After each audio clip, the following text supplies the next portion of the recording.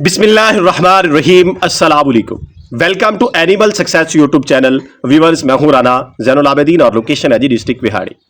आज की वीडियो में हम पीपीआर और दूसरी जो मुंह पकने की बीमारी, उनमें डिफरेंस, इन दिनों में बकरियों के अंदर बड़ा कह रहे कि शदीद किस्म का हमला हुआ है। पीपीआर जो है उसने भी अटैक किया हुआ है और इसके साथ साथ जानवरों के मुंह पक रहे हैं, यानी होंठों के गिर्द जो है वो छाले निकल रहे हैं, जुबान पक रही है और जानवर जो है वो खाना पीना छोड़ रहे हैं, नतीजतन कमजोर हो रहे हैं। और फार्मर हजरात, खास तौर पे जो न्यू फार्मर्स हैं, उनको ये सॉर्ट आउट करना, ये जानना कि ये कौन सी बीमारी है, पीपीआर है या सिंपली वैसे मुंह पक रहा है, ये जानना बड़ा मुश्किल हो चुका है। तो मैं दोनों सूरत हाल की मेडिसिन ट्रीटमेंट आपके सामने रखूंगा ताकि नए फार्मर्स का फायदा हो सके।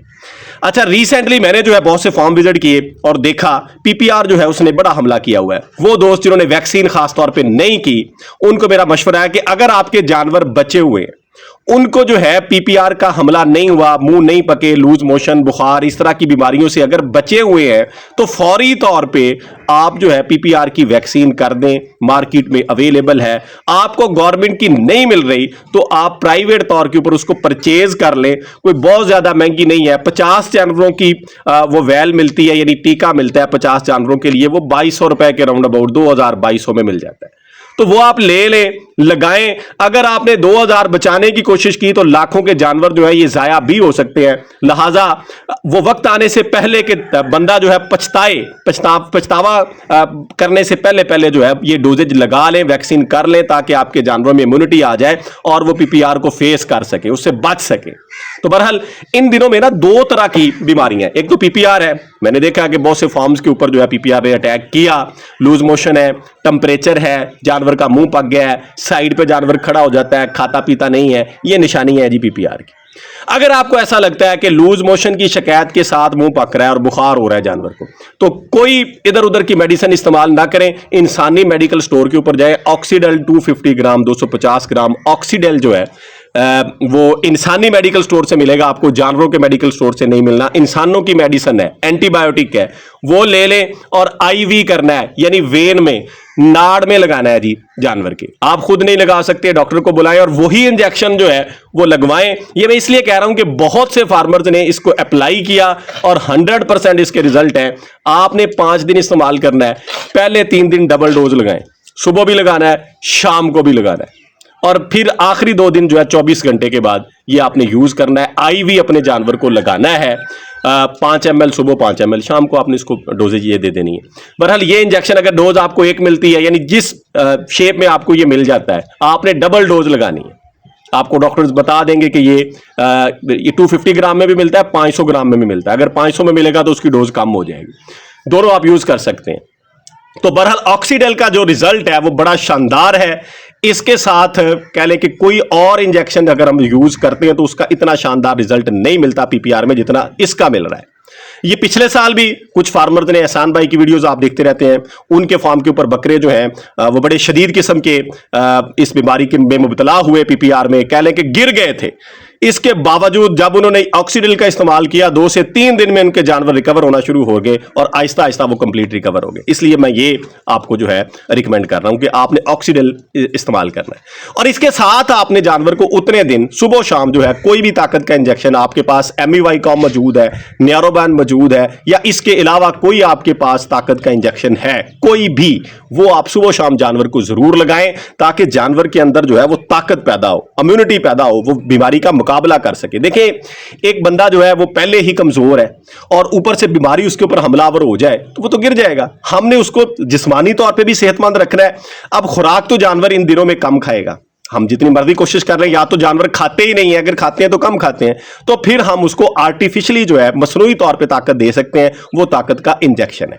तीसरी चीज आपने ये करनी है कि जानवर चारा दाना वगैरह इन दिनों में नहीं खाता जब वो बीमार होता है, क्योंकि मुंह में छाले होते हैं, वो चबा नहीं सकता, जगाली नहीं कर सकता, इन चीजों से वो माजूर होता है उन दिनों में। तो आप जानवर को दूध पिलाएं, बेशक 1 प्याली, 1 पाव नीम गर्म दूध, उसमें थोड़ा सा घी ऐड कर लें, देसी घी कर लें तो ज्यादा बेहतर है। अगर ना मिले तो फिर डाल्टा तो अवेलेबल है ही। और 1 चम्मच जो है वो हल्दी का, ये उसमें मिक्स करके जानवर को पिलाएं। आपके जानवर को नेचुरल एंटीबायोटिक भी हल्दी की सूरत में मिल जाएगा। बड़े शानदार इस किस्म के नताइज है, इसके जो नताइज हैं। और दूसरा, ताकत भी मिल जाएगी। दूध एक मुकम्मल ग़िज़ा है, ये आपने सुना है। और साथ उसमें हम उसको घी दे रहे हैं लुब्रिकेंट के तौर पर। दूसरा, जो छाले हैं ना, वो घी थोड़ा सा, वही देसी घी जो है, उंगली के साथ, कोई मेडिसिन ना इस्तेमाल करें, वो देसी घी थोड़ा सा जो है उसके उन छालों के ऊपर, होंठों के ऊपर, जुबान पे है तो अंदर उसको लगा दें। उससे उसकी तकलीफ जो है वो कम हो जाती है। अगर जानवर ज्यादा दर्द महसूस कर रहा है, आपको लग रहा है कि वो छाले वगैरह उसने छील लिए हैं, खून निकल रहा है, ब्लड निकल रहा है, तकलीफ है जानवर को, तो आप डेक्लोरेन का इस्तेमाल कर सकते हैं उसके दर्द को कम करने के लिए। और अगर सिंपली जानवर का सिर्फ मुंह पका है, यानी पीपीआर की शिकायत नहीं है, ऐसी सूरत हाल में जानवर खाता पीता रहेगा, सिर्फ मुंह पका होगा, थोड़ा खाएगा, साइड पे हो जाएगा, लूज मोशन जानवर को नहीं लगेंगे, जानवर को बुखार नहीं होगा, सिंपली मुंह पकेगा। अगर ये आपके फार्म के ऊपर, आपके शौक के अंदर ये बीमारी आ जाती है तो ये आहिस्ता आहिस्ता आपके सारे जानवरों को लपेट में ले लेगी। तो आप फौरी तौर पे एंटीबायोटिक जानवरों को लगा दें, जो सेहतमंद है उनको भी लगा दें और जो इफेक्टेड हो चुके हैं उनको भी लगा दें। आप पीपीआर से बचाव के लिए भी कोई भी एंटीबायोटिक जो आपके पास मौजूद है, सेहतमंद जानवरों को अप्लाई कर सकते हैं। और इसका बड़ा फायदा होता है, जानवर जो है आपका जिस्मानी तौर पे उसके अंदर जो है वो कह लें कि फर्स्ट एवर अगर आप एंटीबायोटिक पेनिसिलिन का भी इस्तेमाल कर दें तो उसके अंदर ताकत आ जाती है बीमारी के खिलाफ लड़ने की, इससे भी आ जाती है। आप सेहतमंद जानवर को भी, मैं पेनिसिलिन 5 ग्राम का मैंने इस्तेमाल किया, मैंने वैक्सीन की है, मैंने अपने तमाम जानवरों को ईटीवी की, पीपीआर की वैक्सीन की है। लेकिन इसके बावजूद जब मैंने बाहर निकल के देखा कि पीपीआर की शिकायत आ रही है, पीपीआर ने हमला कर दिया है, जानवरों के मुंह पक रहे हैं, तो मैंने पेनिसिलिन 5 ग्राम पाउडर शेप में मिलता है, उसमें आपने 10 ml पानी डालना होता है। वो बेशक आप वहां से जो कह लें कि ड्रिप वाला पानी होता है वो वेटरनरी स्टोर से भी आपको मिल जाएगा, वो इंसानी स्टोर से भी मिल जाएगा, वो डाल लें। या फिर आम आप पानी जो है फिल्टर शुदा पानी बॉयल करके वो आप उसमें 10 ml उसमें ऐड करें, उसको अच्छे तरीके से मिक्स करें और 5 ml एक जानवर को लगा दें। वो गोश्त में लगाना है आपने पेनिसिलिन जो है, और इसके भी बड़े शानदार नतीजे हैं। मैंने लगाया है, मेरे जानवर अल्हम्दुलिल्लाह फिलहाल मौजूदा जो टाइम है इसमें बिल्कुल ठीक है, किसी जानवर का मुंह नहीं पका, किसी के ऊपर बीमारी का हमला नहीं हुआ। लेकिन मैंने बाहर देखा है, मेरी कह लें कि साथ सराउंडिंग के अंदर, मोहल्ले के अंदर, गांव के अंदर जो है बहुत से जानवर जो पीपीआर में भी मुब्तला हैं और मुंह भी पके हैं। ज्यादातर जानवरों के मुंह पक रहे हैं सिर्फ, यानी मुंह पक रहे हैं। वैसे वो पीपीआर से तो बचे हुए हैं, लेकिन मुंह पकना भी जानवर को 5 से 7 दिन ले जाता है रिकवरी में।